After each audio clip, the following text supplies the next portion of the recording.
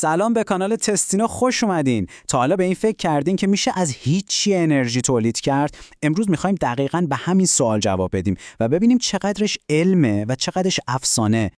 احتمالاً شما هم تو اینترنت به اینجور چیزا برخوردین، نه؟ ادعاهایی که میگن مخترعهای نابغه منابع انرژی بی‌نهایت کشف کردن، ولی خب شرکت‌های بزرگ و دولت‌ها سریعاً سرکوبشون کردن. خب بیایید یه شیرجه عمیق بزنیم توی این ماجرا. آیا واقعاً یه حقیقت پنهان شده وجود داره یا همش یه خیال پردازی خیلی جذابه؟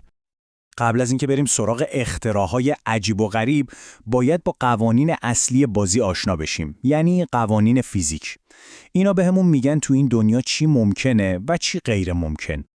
قانون اول ترمودینامیک یا همون قانون بقای انرژی یه قانون خیلی ساده و مهمه. میگه انرژی از خودش به وجود نمیاد و از بین هم نمیره، فقط شکلش عوض میشه. یعنی خیلی ساده، ناهار رایگان تو کائنات وجود نداره. و قانون دوم حتی کار رو سخت‌ترم میکنه. این قانون یه مفهومی به اسم آنتروپی یا بی‌نظمی رو معرفی میکنه. این یعنی تو هر سیستمی همیشه یه مقداری انرژی به شکل گرما هدر میره و همه چی به سمت بی‌نظمی بیشتر میره. واسه همینه که یه ماشین حرکت دایمی هیچ وقت کار نمیکنه. یه اشتباه خیلی رایج تو این طرح‌های به اصطلاح انرژی رایگان اینه که نیرو رو با انرژی قاطی میکنن. ببینید، اینکه یه آهنربا میتونه یه گیره کاغذ رو نگه داره به این معنی نیست که داره انرژی بی‌نهایت تولید میکنه. اون فقط یه نیرو وارد میکنه. خب حالا که با این قوانین آشنا شدیم، بیایید ببینیم این ادعاهای انرژی رایگان چقدر معتبرن. جالبه که خیلی از این ایده ها همیشه با یه داستان توطئه همراهن.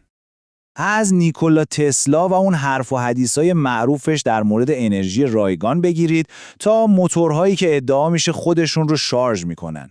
این ایده ها همیشه طرفدارای خودشون رو دارن و معمولاً هم میگن که سرکوب شدن.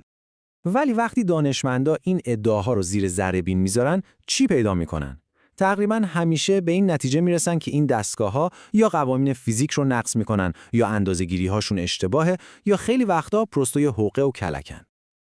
و این یه تاکتیک خیلی رایجه، میدونین؟ میان از کلمه‌های دهن پرکن علمی مثل فیزیک کوانتوم استفاده میکنن تا ادعاهای عجیبشون رو معتبر نشون بدن و بگن با علم سازگاره. خب پس یعنی کل داستان انرژی گرفتن از هیچی کشکه و باید بذاریمش کنار؟ نه به این صورت. ولی صبر کنید، داستان یه پیچش عجیب و غریب داره، چون دنیای واقعی فیزیک مخصوصاً مکانیک کوانتوم از هر افسانه‌ای عجیب تره. اینجا میرسیم به یه مفهوم فوق‌العاده هیجان انگیز، انرژی از خلأ کوانتومی، جایی که قوانین دنیای ما یه جور دیگه‌ای کار میکنن. برخلاف چیزی که فکر میکنیم، تو فیزیک کوانتوم هیچی واقعاً هیچی نیست.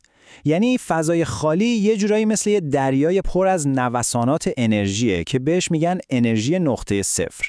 ذرات مجازی دائما دارن به وجود میان و از بین میرن.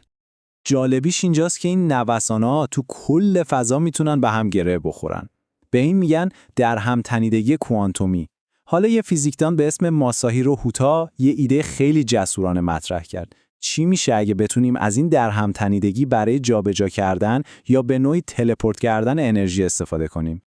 بذارید سادهش کنم. فرض کنید 2 نفر داریم، آلیس و باب. آلیس نوسانات انرژی رو تو آزمایشگاه خودش اندازه‌گیری میکنه و یه سری اطلاعات به دست میاره.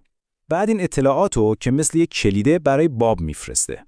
باب با استفاده از این کلید دقیقاً میدونه کی و چطور با خلای کوانتومی تو محل خودش تعامل کنه تا بتونه انرژی استخراج کنه. نکته مهم اینه که انرژی از غیب ظاهر نمیشه.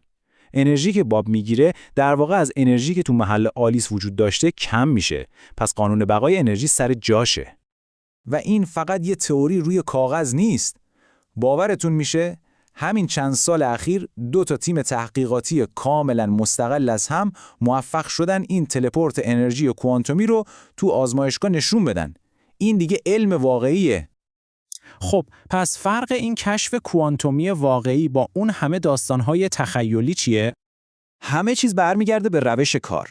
شبه علم همیشه یه چیز مخفی و سریه. میگن ما یه چیزی ساختیم ولی به کسی نشونش نمیدیم. اما علم واقعی کاملا برعکسه. همه چیز شفافه. مقاله ها منتشر میشن، بقیه دانشمندان اون رو آزمایش میکنن و نتایج باید قابل تکرار باشه.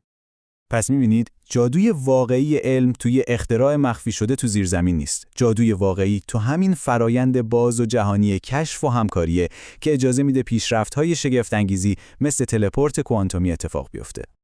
درسته، فعلا نمیتونیم با این روش برق خونمون رو تأمین کنیم، ولی این کشف یه چیز خیلی مهم رو بهمون یادآوری میکنه، اینکه کائنات ما چقدر میتونه عجیبتر و شگفت‌انگیزتر از هر داستان تخیلی باشه و کی میدونه شاید ایده هایی که امروز غیر ممکن به نظر میرسن علم فردا باشن. ممنون که با ما همراه بودید.